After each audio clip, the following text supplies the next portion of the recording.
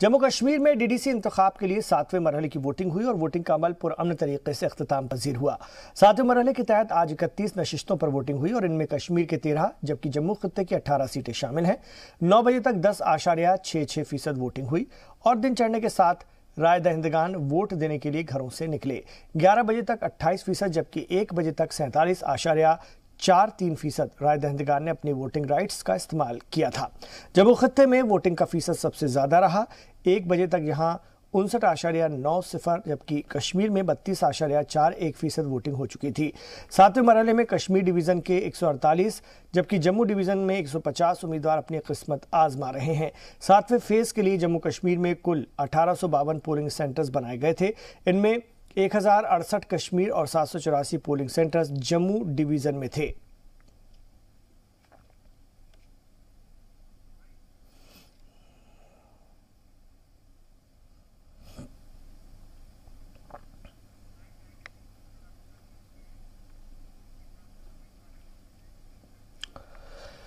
और सीधे रुख करते हैं, हमारे साथ जम्मू कश्मीर से हमारे 3 नुमाइंदे जुड़ चुके हैं। उनसे मजीद बात करेंगे डीडीसी इलेक्शन के 7वें मरहले के बारे में। रमेश बाली हैं पुंछ से, जितेंद्र नूरा हमारे साथ जम्मू से हैं और फारूक वानी श्रीनगर से हैं।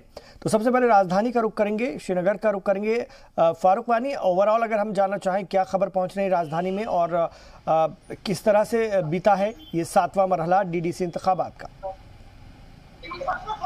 देखिए, 31 निर्वाचन क्षेत्रों पर आज जो है चुनाव हुए और 2 बजे तक जो परसेंटेज जारी की गई है चुनाव आयोग के द्वारा, जो कि 32% वोट पड़े हैं कश्मीर घाटी से और जम्मू के सभी क्षेत्रों से हैं। जो वोटिंग परसेंटेज देखी गई है वो 59% वोट वहां पे पड़े हैं। तो कुल मिला के 47% वोटिंग जो है 1 बजे तक हुई है। और ख़ास तौर पर जो चुनाव आयोग की ओर से इस बार की तैयारियां हमने देखी कि बहुत ज़्यादा सुरक्षा बढ़ा दी गई थी और ज़्यादा मात्रा में सुरक्षा बलों को वहाँ पर तैनात किया गया था। 1852 मतदान केंद्र रखे गए थे पूरे जम्मू कश्मीर घाटी में, जहां पर हर तरह की सुविधाएं हैं वो पहले ही उपलब्ध कराई गई थी। और कल रात ही वहां पे चुनाव आयोग की ओर से जो इलेक्शन स्टाफ है उनको वहां पे पहुंचा दिया गया था और हर तरह की तैयारियां इस बार भी हमने देखा। और कहीं ना कहीं जिस प्रकार की चुनावी रैलियाँ हमने कल देखी कई राजनीतिक पार्टियों की ओर से, तो उससे साफ जाहिर हो रहा है कि पिछले मुकाबले आज की परसेंटेज जो है काफ़ी बेहतर होगी। और 1 बजे ही तक जो हमने देखा कि 32% जो वोटिंग हुई है कश्मीर घाटी में, वही ज़िले में जम्मू डिवीज़न में भी 59% वोट पड़े हैं। तो कहीं ना कहीं जो वोटिंग परसेंटेज है आज 50 के पार हो सकती हैं। और 47% वोट के बाद 1 घंटा अभी बाकी था और 2 बजे की वोटिंग जब आज चुनाव आयोग की ओर से जारी की जाएगी शाम 6-6:30 बजे प्रेस वार्ता में, तो कहीं ना कहीं जो परसेंटेज है वो काफ़ी बढ़ सकती हैं। और अब की बार जो थे 150 उम्मीदवार कश्मीर घाटी से थे और 148 उम्मीदवार जम्मू डिवीजन से हैं जो विभिन्न क्षेत्रों से। मैं आऊंगा आपके पास, जम्मू डिवीजन का रुख करेंगे। हमारे साथ जितेंद्र नूरा हैं, उनसे बात करेंगे। जी, जम्मू की अगर हम बात करें, जम्मू और उसके आसपास जहां जहां आज वोटिंग हुई, क्या खबरें रही? पुरअमन वोटिंग हुई, किस तरह का जोश नजर आया वोटर्स में? इमरान, मैं बता दूं, अगर सुबह की बात करें, सुबह की जिस प्रकार की सर्दी थी, अगर देखा जाए तो आसपुरा की बात करें या फिर सुजानगढ़ सेक्टर की बात करें, कहीं ना कहीं सर्दी को लेकर लोग सुबह कम निकले। अगर 7 बजे की बात करें, काफी तादाद में लोग नहीं निकल पाए। अगर जिस तरह सूरज बढ़ता गया, सूरज की गर्मी बढ़ गई, वैसे वैसे लोगों को बाहर निकलना शुरू हो गया। अगर देखा जाए तो 10 बजे के बाद लंबी लंबी कतारें लग गई। अगर लोगों में एक जोश था एक डीडीसी चुनाव को लेकर, क्योंकि डेवलपमेंट के चुनाव आ रहे हैं। और सिक्योरिटी की बात की जाए तो सिक्योरिटी का भी पुख्ता प्रबंध किए गए थे। अगर सिक्योरिटी देखी जाए तो 2 दिन पहले ही मुआयना किया जाता है कि अगर इस क्षेत्र में चुनाव होने हैं तो किस तरह की सिक्योरिटी रखी जाए। और 1 दिन पहले ही रात को पूरी तरह स्कूल और सिलाई सेंटर वहां पर सिक्योरिटी के पुख्ता इंतजाम किए जाते हैं। अगर कोविड को लेकर कोविड की बात करें, सरकार की तरफ से कोविड के लिए ऐसी इनिशिएटिव ली गई है। अगर देखा जाए तो हेल्थ डिपार्टमेंट की तरफ से वहाँ पे सैनिटाइजर का बात करें, फेस मास्क की बात करें, तो सोशल डिस्टेंसिंग की बात करें, हम लोगों को बताया जा रहा था कि आपको अगर वोटिंग करना है तो आपको पूरा सोशल डिस्टेंसिंग का ध्यान रखना होगा। जिसके पास मास्क है उसको मास्क दिए जा रहे थे। अगर देखा जाए तो सैनिटाइजर से हाथ दिया जा रहा। बड़ी बात ये थी कि वहाँ पे उनको थर्मोस्कैन किया जा रहा था। कहीं ना कहीं वोटों को लेकर सरकार की पूरी तरह से डीडीसी चुनाव को लेकर अच्छी राय थी आज। अगर देखा जाए तो अर्निया सेक्टर की सुजानगढ़ सेक्टर की बात करें या आसपुरा सेक्टर की बात करें, दोनों को रुझान की बात करें तो 76 वोटिंग की बात कही जा रही है। बिल्कुल। अब जितेंद्र नूरा के बाद हम रमेश बाली का रुख करेंगे। पुंछ से हमारे साथ हैं हमारे नुमाइंदे। रमेश बाली, पुंछ की बात करूं, इसके आसपास के इलाकों की बात करूं जहां आज सातवें मरहले के लिए वोटिंग रही, पुरअमन रही, क्या कुछ रहा? जी इमरान, आपको बता दें कि पुंछ जिले में आज मेंढर ब्लॉक, जो मेंढर सब डिवीजन है, उसके 2 ब्लॉक में वोटिंग थी। आपको बता दें आए दिन यहाँ पे तो गोलाबारी होती रहती है, और उसके बावजूद भी अगर आज वोटिंग की बात करें तो सबसे ज्यादा जो पिछले 6 फेज हुए हैं वो सबसे ज्यादा आज वोटिंग हुई है। 80% जो वोटिंग पुंछ में देखी गई है, ये एक बड़ी बात है। इससे यही लगता है कि लोग अब डेवलपमेंट की ओर जा रहे हैं, या लोग एक नए जम्मू कश्मीर की ओर जा रहे हैं, और लोगों का जो रुझान देखा गया वो एक बड़ी बात है।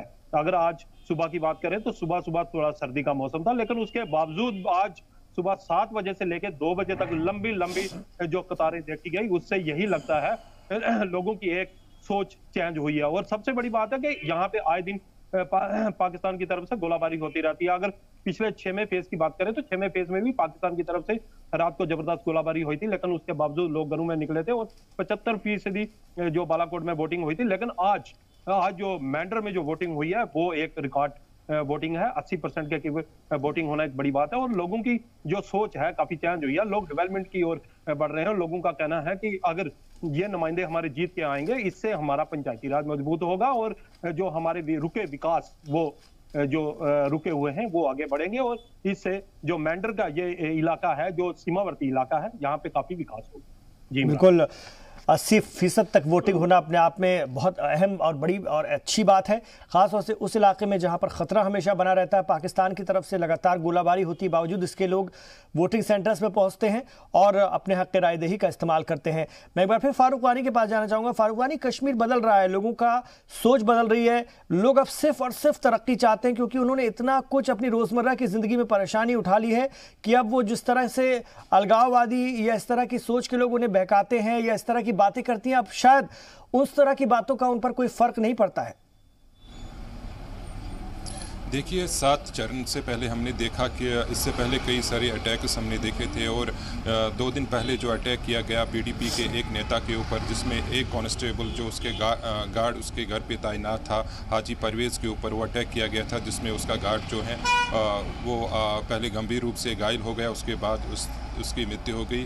तो कहीं ना कहीं इस प्रकार की जो चुनावी प्रक्रिया को रोकने की बात है, वो कई अटैक्स हमने देखे, लेकिन उसके बावजूद हमने देखा भारी संख्या में जो मतदाता हैं वो मतदान केंद्रों पर देखे गए। और आज भी जो सीमावर्ती इलाके हैं, चाहे पे बांडीपुरा की बात करें या गांदरबल की बात करें, तो वहाँ पे भी 58 और 41% जो वोटिंग परसेंटेज देखी गई 1 बजे तक, कहीं ना कहीं इस बात को स्पष्ट करता है कि जो लोग हैं घाटी के, वो भी अब विकास चाहते हैं, और कई तरह की जो उनको समस्याएं पिछले कई सालों से झेलनी पड़ी हैं, उसको लेकर वो आज अपने घरों से बाहर आए हैं और इस चुनावी प्रक्रिया में हिस्सा ले रहे हैं। वही राजनीतिक दलों की भी हमने देखी जो कैंपेनिंग चली पिछले कुछ महीनों से, और अब की बार कल भी हमने देखा कि जो कैंपेनिंग की गई यहाँ की, चाहे वो नेशनल कॉन्फ्रेंस हो, कांग्रेस हो, पीडीपी हो और सीपीआईएम हो, और अन्य जो यहाँ पे अपनी पार्टी हैं, या भाजपा की तरफ से भी जो लगातार दावे किए जा रहे हैं कि अब की बार जिला विकास परिषद के चुनाव में उनकी भारी बहुमत आएगी।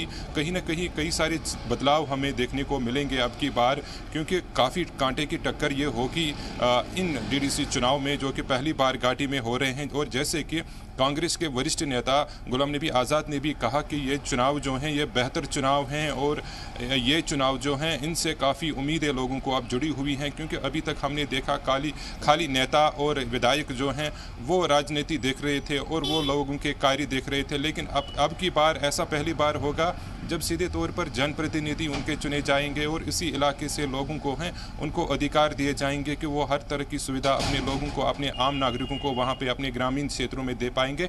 तो कहीं ना कहीं इस बात को सीधे तौर पर दर्शाता है जो लोगों के मुद्दे हैं, चाहे वो बेरोज़गारी से जुड़ा हो, चाहे वो बिजली पानी हो या अन्य जैसी समस्याएं हैं, तो उनको सुलझाने में इससे बेहतर शायद उनके पास मौका नहीं है। वजह यही है कि हमने जब कई लोगों से भी बात की इस सिलसिले में, तो वो भी मान रहे हैं कि अब की बार ये चुनाव जो हैं उनके चुनाव हैं, ना कि ये उन पॉलिटिशियंस के हैं जिनके पीछे वो सालों साल से फिर रहे थे और उनके मुतालबे, उनके मसले जो हैं वो हल नहीं हो पा रहे हैं। ऐसे में इन चुनावों से उनको काफ़ी सारी उम्मीदें हैं, कहीं ना कहीं इसको बदलाव के तौर पर भी देखा जा रहा है। जितेंद्र नूरा, जिस तरह से हमने देखा कि पाकिस्तानी रिफ्यूजियों को न सिर्फ आर्टिकल 370 हटने के बाद अपने वोटिंग का हक मिला, बल्कि वो चुनाव में भी खड़े हुए इस बार। और एक उम्मीदवार भी हमने अपने नाज़रीन को दिखाई थी किस तरह से उन्होंने कैंपेनिंग की और किस तरह से वो कभी पीओके में रहा करती थी लेकिन शादी के बाद यहाँ आई और किस तरह से उनकी ज़िंदगी बदली और आज वो चुनाव के मैदान में थी।